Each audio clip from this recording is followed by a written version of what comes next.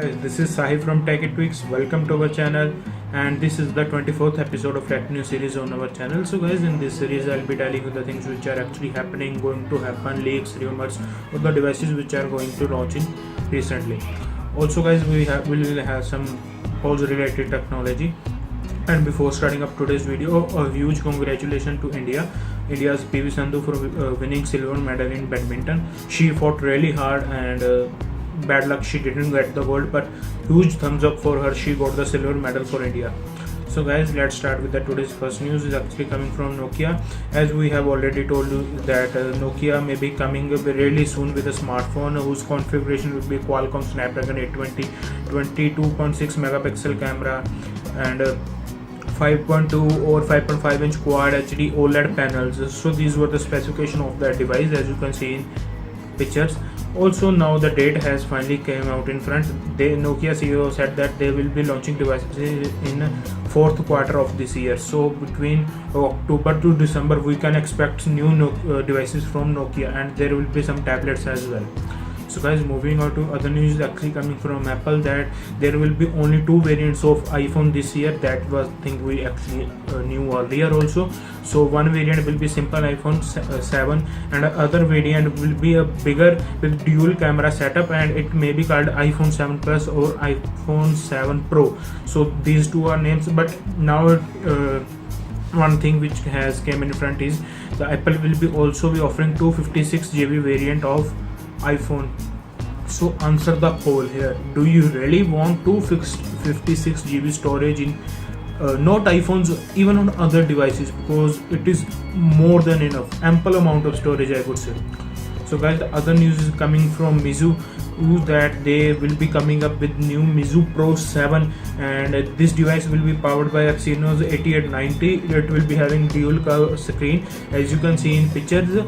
So there is no stock on other specification, but I think it will be a 5.5 inch device, and the fingerprint scanner is embedded in home button. And let's see what are the final specification of this device when it officially launches. So guys, the other news is actually coming from Huawei, that Huawei from now on have promised that they will give 24 months of software updates to their device.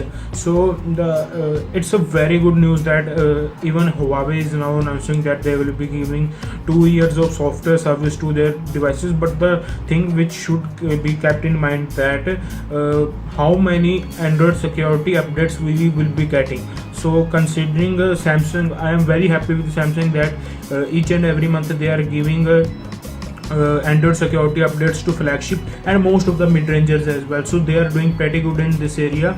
So let's see what Huawei does. So guys, the other news is actually coming from Huawei again, that they have finally announced that Huawei's G9 Plus. It is a 5.5 inch device having full HD resolution with Qualcomm Snapdragon 625, 3 GB of RAM, 16 GB of internal storage, which is actually expandable, 16 megapixel rear camera, dual SIM device, 8 megapixel front facing camera, and battery is actually 3340 milliamps. The smartphone actually looks really good. So talking about the pricing, it is available in $360, or we can say 2400 yuan in China, which turns out to be something 24,000 rupees in India. But I would say it is highly priced, because just add 4,000 rupees more and you are getting a real beast, OnePlus 3. So let's see what thing differentiates the Huawei G9 Plus and OnePlus 3.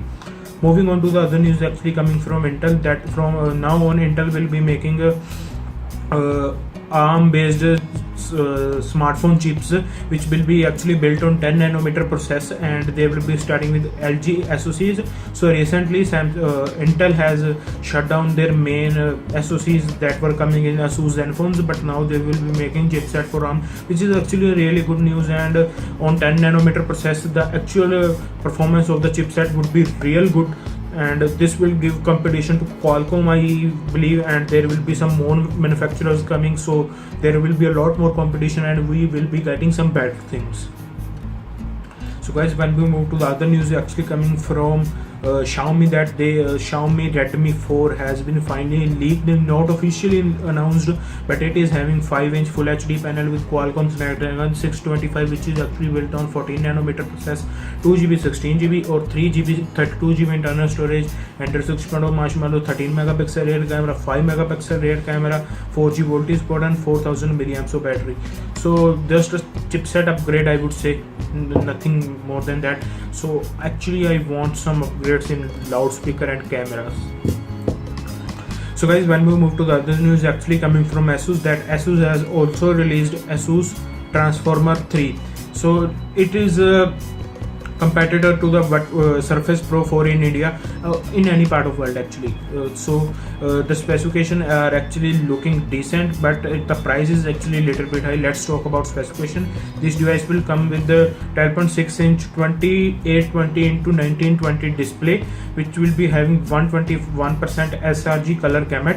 It will be coming with Intel Core i7, 1 TB of SSD, 16 GB of RAM, and it can support 2 4K displays, so that's a very good thing. 13 megapixel rear camera and front camera with halo functionality. Also there will be dual front facing speakers by Harman Kardon, so that's a very good thing, but the pricing is little bit on higher side. It is coming in 1,45,000 and without a graphic card. Again, I am repeating, without a graphic card. So guys, the other news, it is not actually a news. Google has recently announced the app Google Duo actually. So if you guys want a video on that, do tell me in now poll section. So guys, the other news actually coming from Airtel, that Airtel from now on is actually offering 10 GB of 4G or 3G data to the owners of Galaxy J series. Not all J series devices are supported, but most of the J series devices are supported. So don't get me like that you will get 10 GB data for all day. No. So if you are in 4G or 3G, if your area has 4G or 3G connectivity, then you will be receiving 1 GB for daytime, and for night time you will be getting 9 GB. So this is how it is, and this is Geo effect. So this was pretty much it from the video. Hope you guys have liked. If you do, hit that like button. If you haven't already, subscribe to our channel.